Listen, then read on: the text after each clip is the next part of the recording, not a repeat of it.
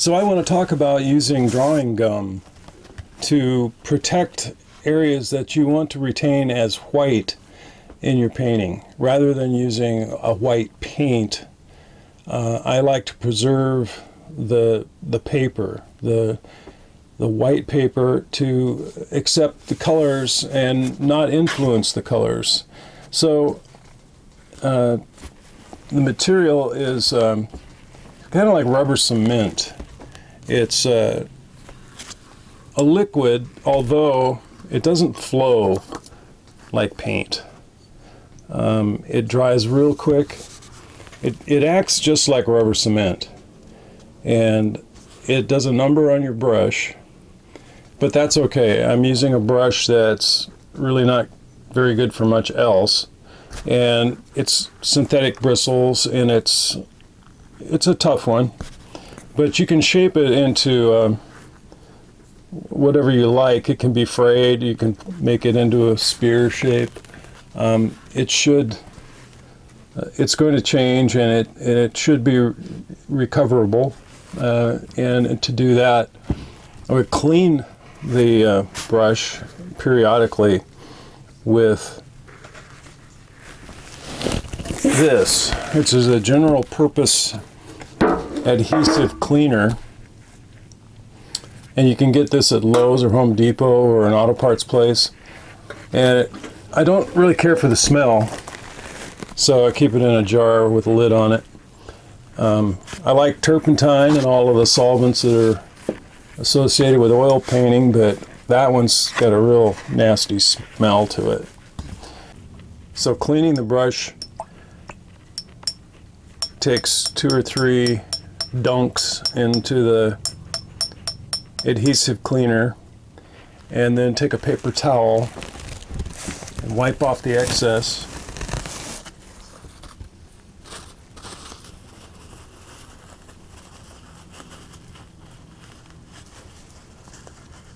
And you'll get most of it off, but you won't get all of it off. So we'll go back again. And I could, if I wanted to spend enough time with it, get all of it off, but it's really not necessary. I just want the majority of it off. So just keep going at it with the paper towel, and you can pull a lot of it off with your fingers. It's starting to look like a brush again. The bristles are starting to come apart. Now I can shape this, and I prefer kind of a sharp edge.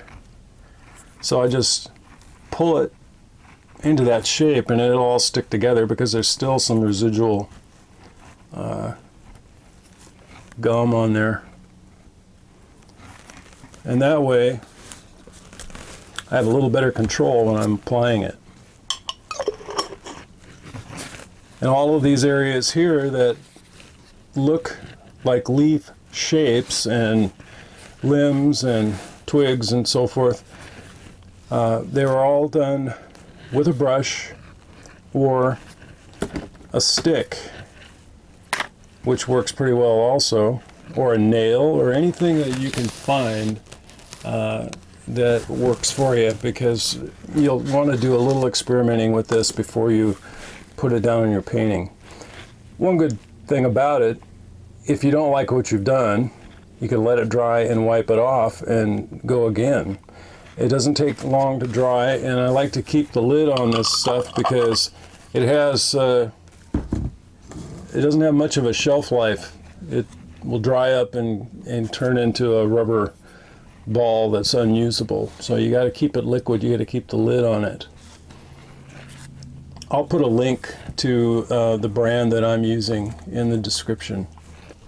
As you apply it, you want to have the feeling that you are actually painting the leaves, the silhouette of those shapes. And because nature is very random, we want our approach to be the same. You don't want to create a pattern You want to keep changing direction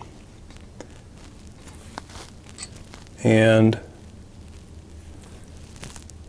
also change the shape of the implement that you are using to put this down. Like in my case now, I've got a big glob of it on my brush, so I'm just going to pull that off and create my little spear shape.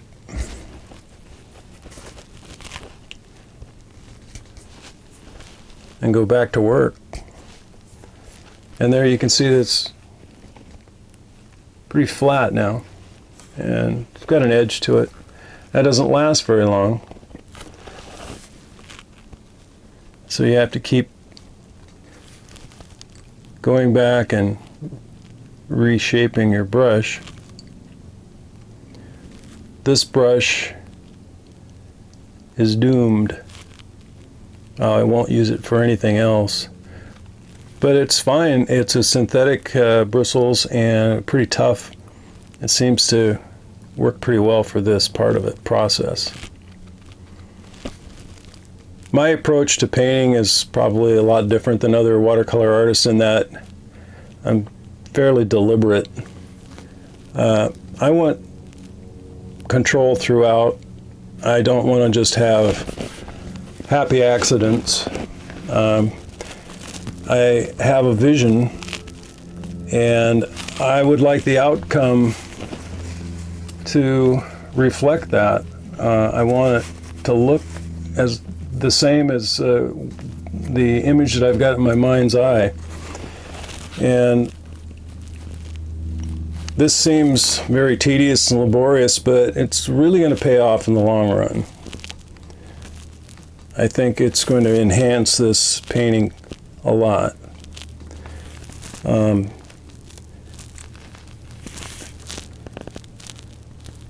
You might think, what the heck, there's nothing but leaves and white spaces.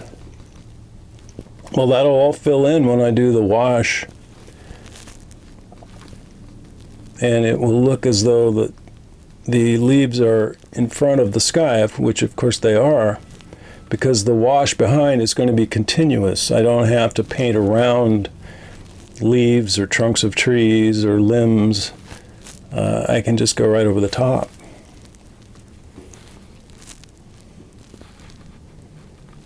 I think the tendency is to get ahead of yourself and try to expedite this whole part of the process and go fast or put on a lot and drag it around, and you have to fight that a little. You have to just feel as though you are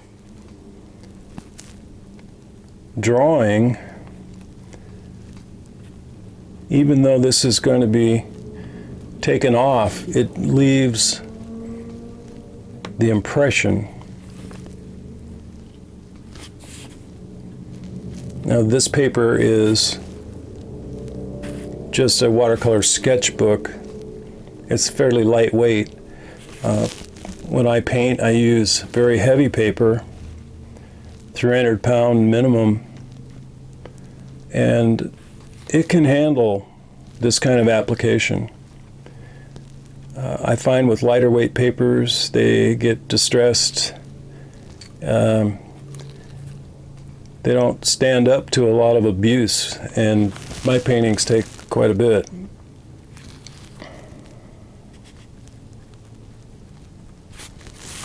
Occasionally, you'll put a mark or two down that you think, oh, what the heck is that? I didn't mean to do that. Well, don't worry about it, because you can scrape it off. So I'm going to let this dry for probably 10 minutes, and then I'll apply some sky color. Okay, we've got the watercolor tablet, and the resist material is all dry. So I'm just going to put some water down and try to put that on evenly to create a wash. And we've got to pull it right over the top of the resist. And you can see it clearly. The green is the gum. I'm just using a soft bristle flat and trying to get that water to flatten out on the paper. Now, my table that I work on is inclined maybe 6-8 degrees, so the water's going to run down to the bottom of the paper. I'm going to be using a mixture of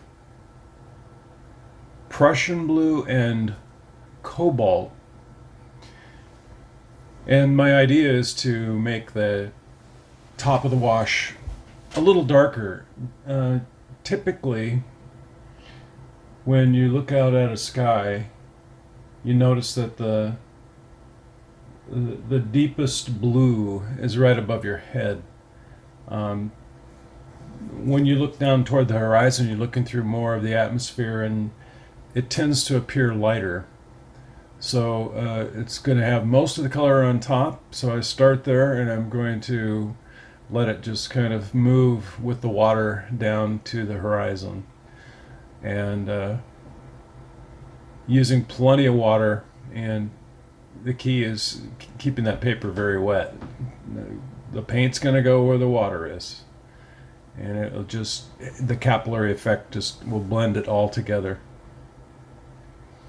So even though I'm creating edges and with the brush strokes, they'll mend as they bleed out, and you can see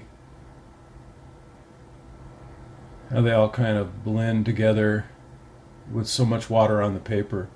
And you paint right over the top of the resist, and with everything here we're trying to use a very light touch. You don't want to really bend the bristles, you just want to touch with the end of your brush. And I keep going back for more water and a little more color, adding a little more cobalt.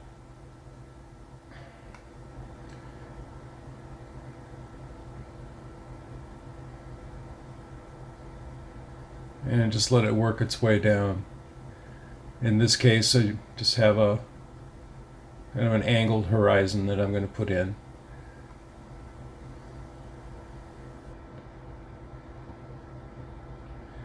I still want a little more color at the top.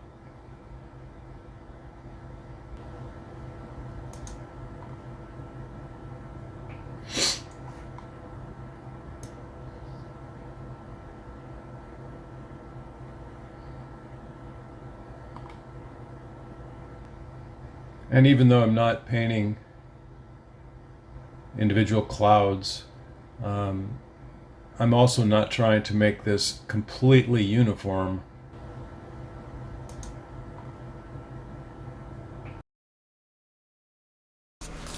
All right, so let's take a look at removing this material. And I just start with my fingers and I'm pulling, and it kind of balls up. It doesn't take a lot of pressure.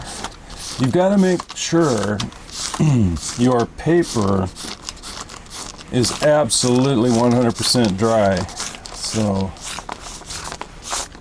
this one dried actually overnight. Now I know I said you want to get this masking film off immediately, but I wasn't too concerned about this paper because it's on a tablet. Working on these leaves now, I'm going to use a relatively dry brush. I'm not going to wet the paper. And the greens that I've got going are, I have some sap green, olive green, hooker's green, and viridian. And to those I add a lot of combinations. I kind of dip into a little bit of everything to adjust the tonal range. So I'm just going to start with a little olive and sap green just to get some color going.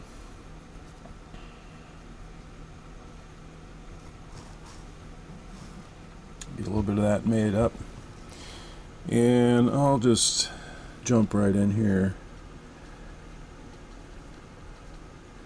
Now the leaves are in light and in shadow both, and so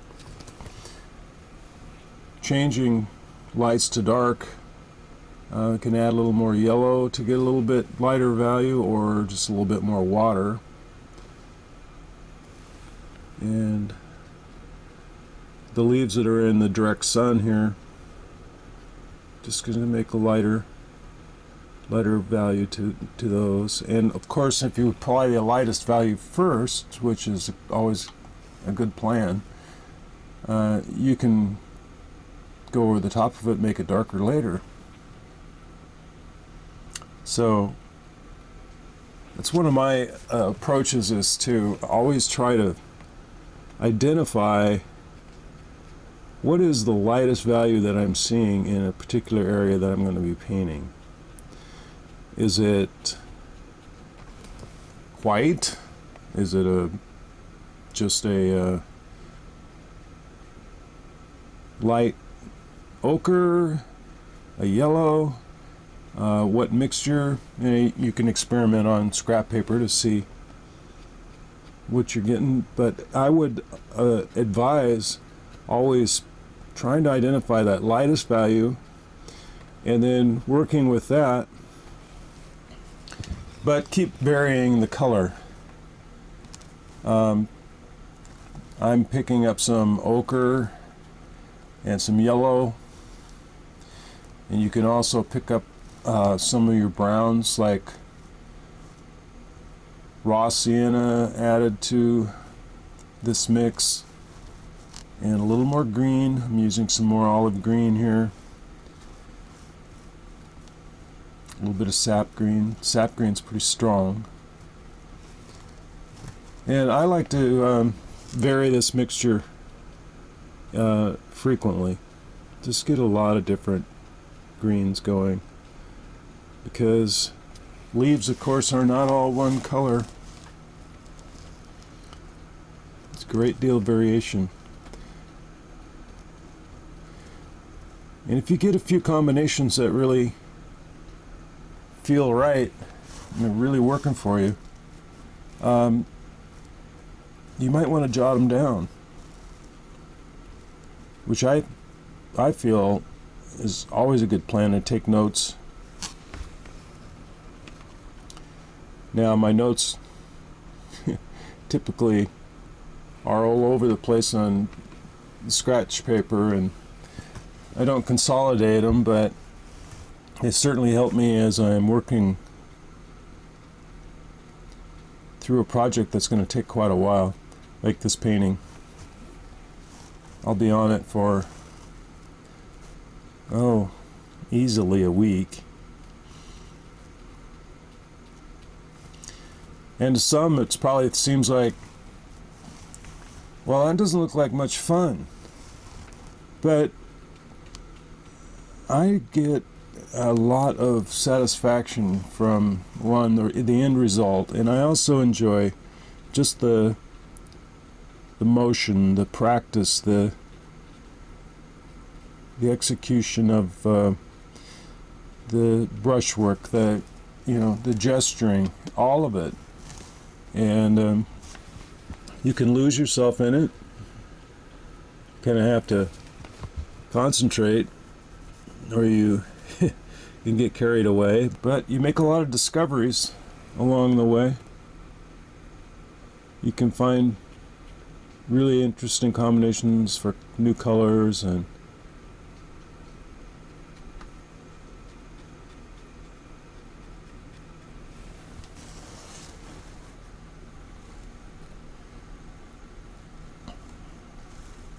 if you want to kind of create a green that looks like it's in shadow, you can add a little bit of blue, just a little, and a little bit of brown, and you'll get a more subdued color. It doesn't have quite the intensity. So applying the color, you want to feel these leaves coming off the end of your brush, and kind of brush stroke you use can help sometimes by flattening the bristles and then just pulling up is an effective way to get a stroke that's thick and then tapers at the end. So I just have the end of my brush laying down here and I just pick it up and pull in one direction, and it gives me a tapered point to the brush stroke, which is effective for a lot of these leaves. I want to keep these shapes very irregular. I wouldn't want to just start dabbing with my brush and bending the bristles, because you're going to create a pattern of shape that's not going to look natural. I keep going back to the palette, getting a little bit of sap green, olive green, a touch of hooker's green, and then I'm going into the yellow to lighten it up, warm it up for the areas in the sun. Try to change your direction with your brush strokes, change your grip, and just keep working all around. Short little lifts, just put your bristles down on the end of the brush and just lightly pull up. And a little bit of water helps always. Paint's going to go where the water goes. So I'm making these little irregular shaped pointy brush strokes. So thanks for watching, and I hope you tune in to the next in the series on the Stairs of Queen Anne. It'll be part 3. I'll see you then.